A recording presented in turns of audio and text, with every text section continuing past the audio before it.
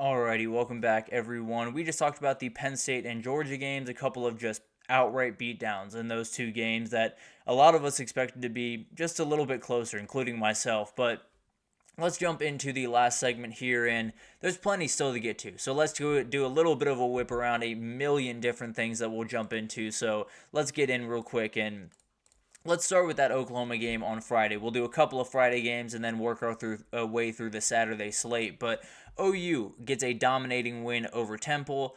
It did not feel all that dominating, if I'm being totally honest. It wasn't that they weren't able to put up crazy stats and get the ball downfield and do some of the things that Jackson Arnold really loved, but it was layered in a sense of worry because this O-line was not good. Temple had 3 sacks, 5 tackles for loss, and this is a far from elite team in Temple. I understand there were some people that were out for this O-line. Branson Hickman went down early in this game, but at the end of the day, this is not near where they need to be for this SEC play. Tennessee is going to come to town in a couple of weeks. If they are not much, much better on that offensive line, James Pierce Jr. could just take over that game and totally bury Oklahoma. So it was an issue going into the season. We knew it was going to be an issue, and it was obvious, even against Temple, that it's going to be an issue throughout this year for Oklahoma. So something they got to figure out. Definitely still have plenty of time to do it, but it's going to get a little bit sketchy here once you get into SEC play if that's the offensive line that you're trotting out. On the other side of things, TCU got a big-time win, 34-27 over Stanford.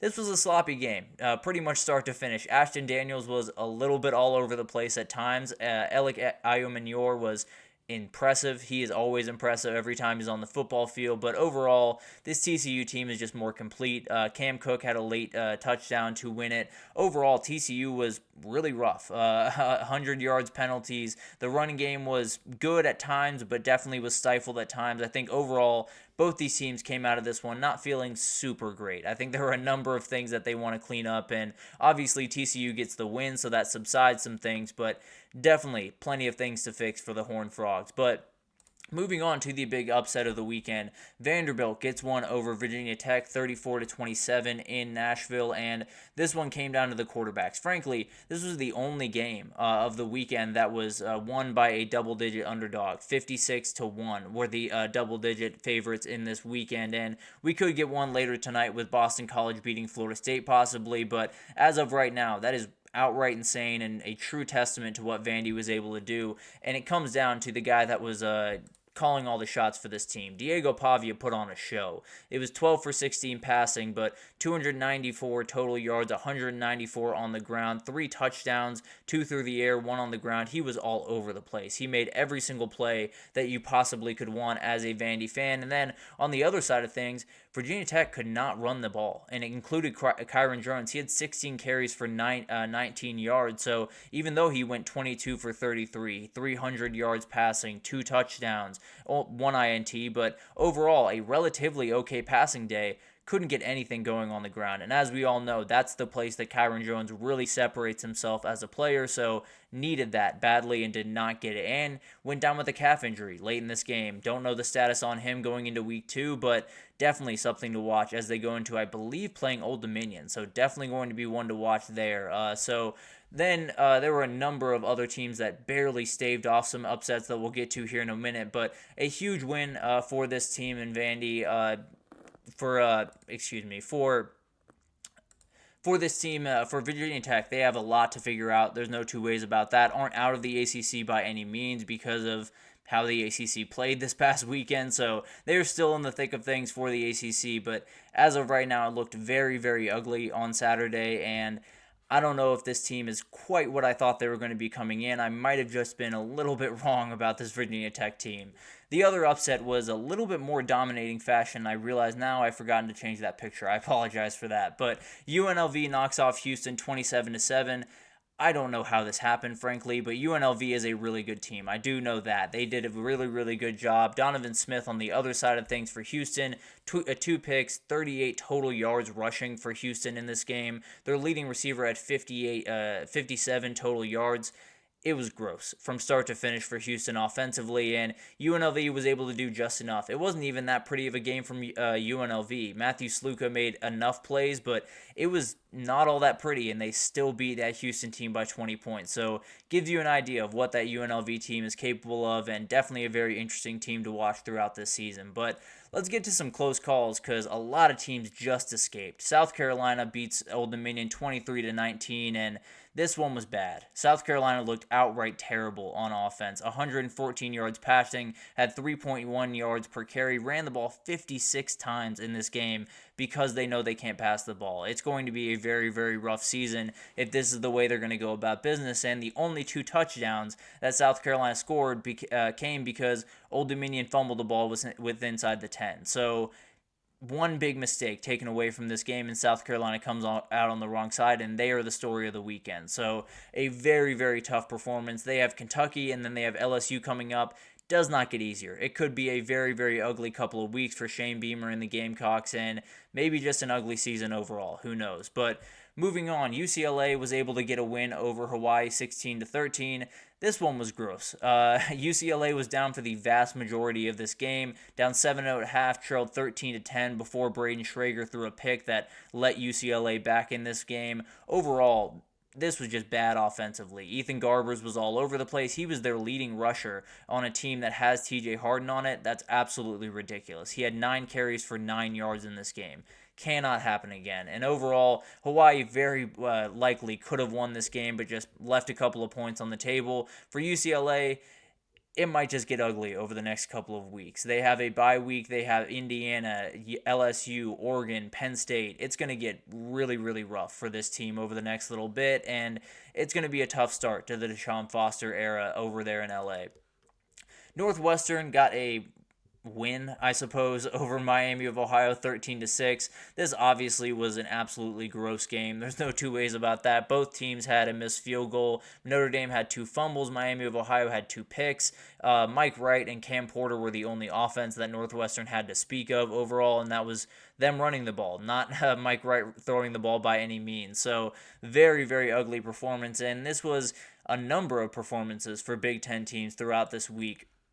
On Friday night, Michigan State put together maybe the grossest performance of the weekend. Truly, it was outright disgusting what this team put on film, but there was a stretch at the start of this game where the possessions went INT, punt, safety, fumble, INT, punt, INT. It is outright insane that they were able to do that. I mean, all of this stuff was outright terrible. Michigan State had 12 penalties, 140 yards. Some of the most undisciplined football you've ever seen. And then Aiden Childs at quarterback, 10 for 24, 114 yards, 2 picks.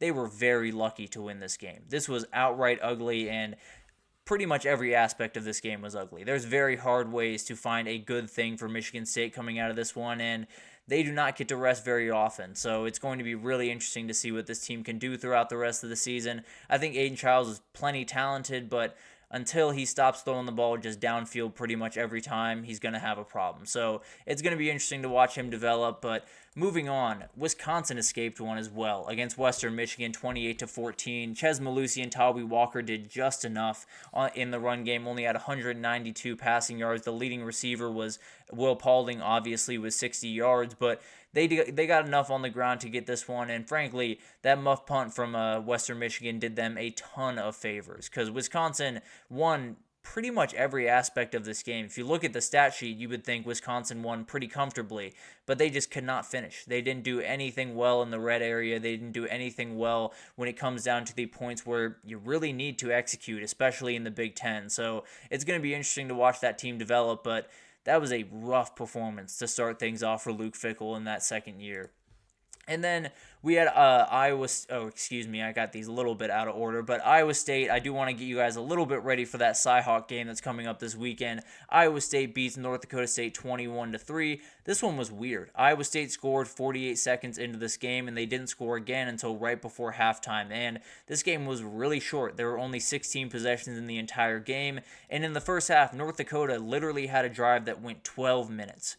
And I'm not joking. 12 minutes of game time, and they got a field goal out of it. It was outright insane. So it was one of those games that 21-3 doesn't look all that great. I fully understand that. But at the end of the day, when you have that much air taken out of the ball and you have that few possessions, it's not all that ugly. The wide receivers had a really good day with Higgins and Noel making really good plays. And overall, I wouldn't worry too much if I was an Iowa State fan. Now, the run game was not good. It definitely needs to take a step forward. But overall, I think this is one of those that the scoreboard doesn't look all that great. But if you look at the story of the game, it's not quite as bad as the scoreboard shows.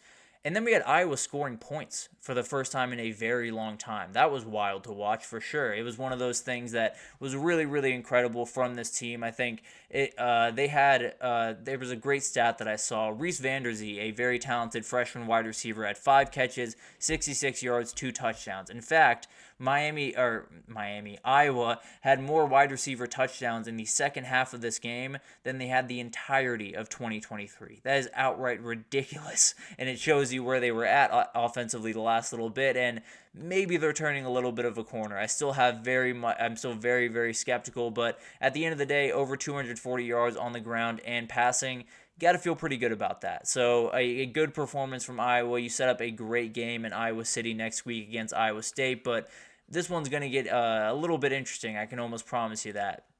Moving on, Abilene Christian against Texas Tech got weird. And again, I remember I realized I have not changed the picture on this one. Apologies again. But Texas Tech escaped. There's no two ways to put that. This one was ugly from Texas Tech, especially on the defensive side of the ball. ASU had a drop in the end zone with about 9 seconds left that could have gotten them the win. They were forced to kick a field goal, forced overtime, and then mixed a 2-point conversion at the end of that one to lose. So this one almost got really sketchy, and they almost lost another game to a lower ranked opponent. They lost to Wyoming a year ago, almost lost to Abilene Christian in this one, and they go to Washington State, North Texas, and then ASU.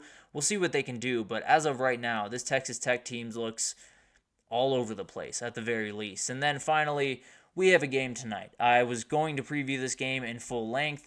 Did not get the time because of all the crazy stuff that happened, but Florida State is favored by 16.5 over Boston College tonight, over under at 49.5. This one's going to be fun. There's no doubt about that. I think Thomas Castellanos can cause some problems for that Florida State offense or that Florida State defense, and if they have not fixed the stuff on the offensive line and defensive line from a week ago, this one could get a little bit sketchy for Florida State. Now, I do think Florida State wins this one. If I'm making a pick, I would say Florida State by about 17 or 20. I think they're going to send a little bit more of a message that they're not quite as bad as they looked a week ago. Maybe it's not perfect, but I think they're coming out into this one and knowing that they have to win, so I expect them to get the win in this one. It's going to be a little bit ugly at times, I would have to assume, but I like Florida State to win and pull away late in that one. But overall, Week 1 was wild, and it's not quite done yet. We do have that one tonight, but overall, it was all over the place. It was absolutely off the walls, and there's plenty others to get to. Tomorrow, we will absolutely get into what happened in Ann Arbor and what happened over in Eugene, because